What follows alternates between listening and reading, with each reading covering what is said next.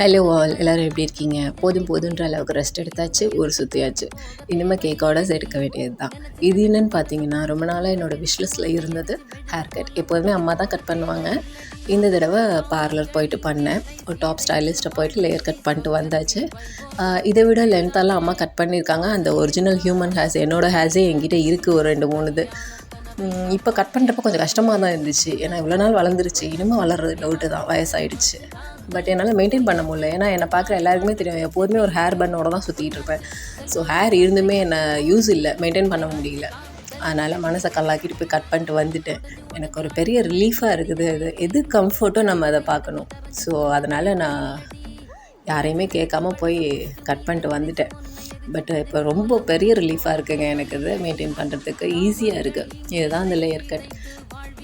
நான் hair cut பண்ணுன்றதுக்காகவே ஒரு 3 piece outing போட்டேன். போயிட்டு ஒரு மூவி பார்த்துட்டு மாலை சுற்றிட்டு வந்தாச்சு. படமாங்க இது, ஏதோ பார்க்கணுமேன்னு பார்த்துட்டு வந்தோம்.